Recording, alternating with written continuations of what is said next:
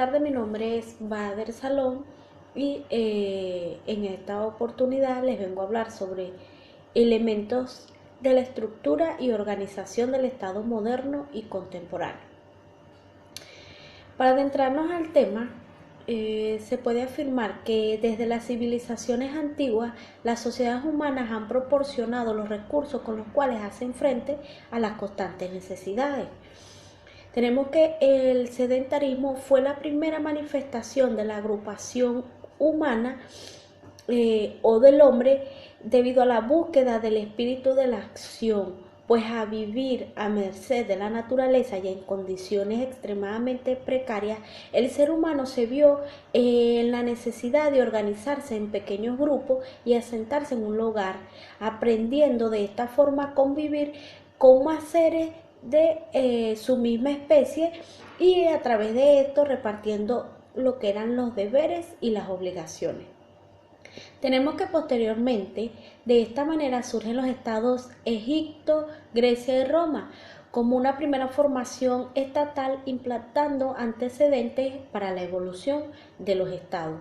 Es así que nace el Estado como organización jurídica de la sociedad de grupos asentados en un territorio determinado. Todos estos sometiéndose a un orden y a normas determinadas para lograr lo que era la convivencia humana de estos grupos. De manera que las formas primitivas de organización social como consecuencia de acontecimientos dieron comienzo a lo que fue la institución que originó como tal la formación del Estado. Sobre la ciudad de Egipto, es importante saber que este se concibe como una primera formación estatal.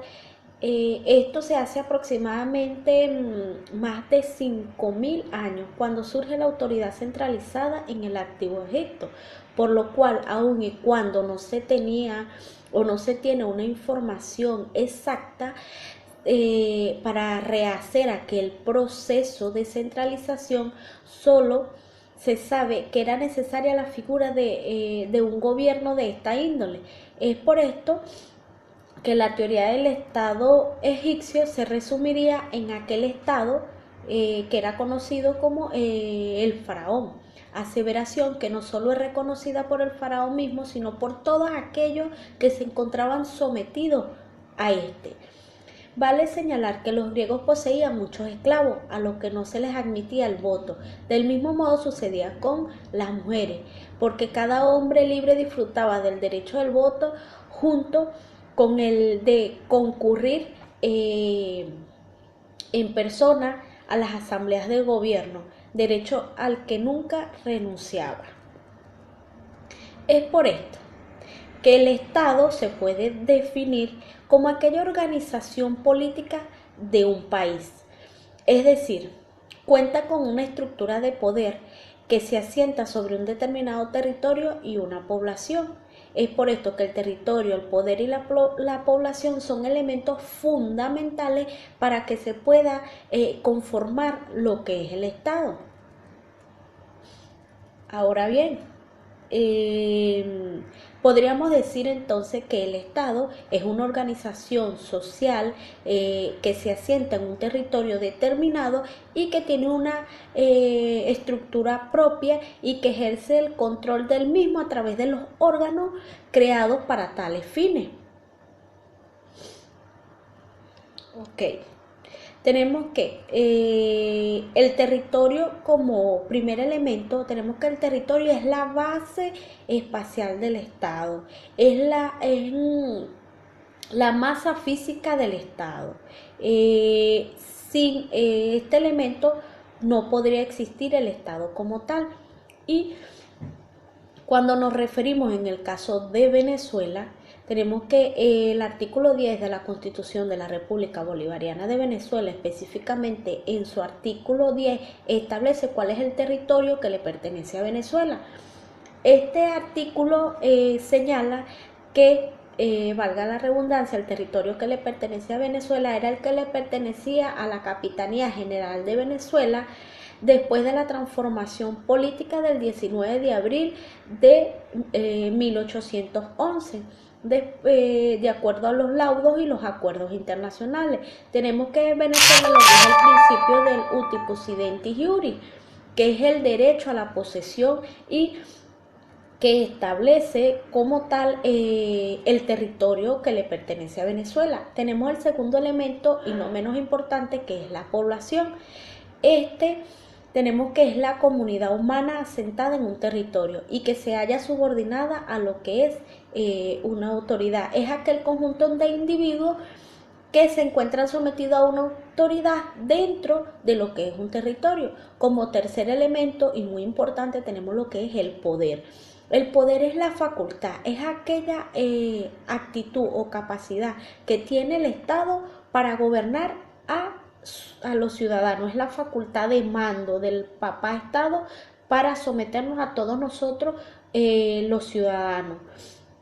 Ahora bien, tenemos que de acuerdo al Estado, a lo que hemos conversado sobre lo que es el Estado, y en cuanto a Venezuela, tenemos que, de acuerdo a esto, Venezuela tiene un sistema de gobierno democrático, participativo, electivo, alternativo, responsable y de mandato revocable, que se constituye en un Estado federal descentralizado de derecho y de justicia que propugna como valores superiores la igualdad, la solidaridad, el pluralismo político, la justicia, todo esto establecido en el artículo 2 y 6 de la Constitución de la República Bolivariana de Venezuela.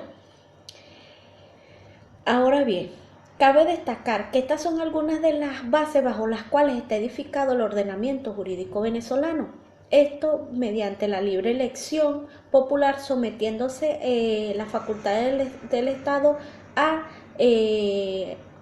una federación y no eternizándose a lo que son personas o partidos políticos.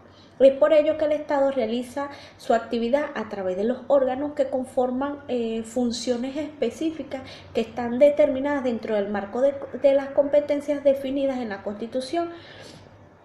El Estado maneja todo esto a través de lo que es la separación de poderes establecida por Montesquieu. Tenemos que Montesquieu en un principio hablaba de tres poderes, que era el poder ejecutivo, legislativo y judicial. Luego, en el año 1999, en el mandato del presidente Hugo Rafael Chávez Frías, él agregó dos nuevos poderes que tenemos. Entonces tenemos ejecutivo, legislativo, judicial, ciudadano y electoral. Todos estos poderes son los que crean la organización del Estado y donde se descentraliza de manera teórica lo que es el poder.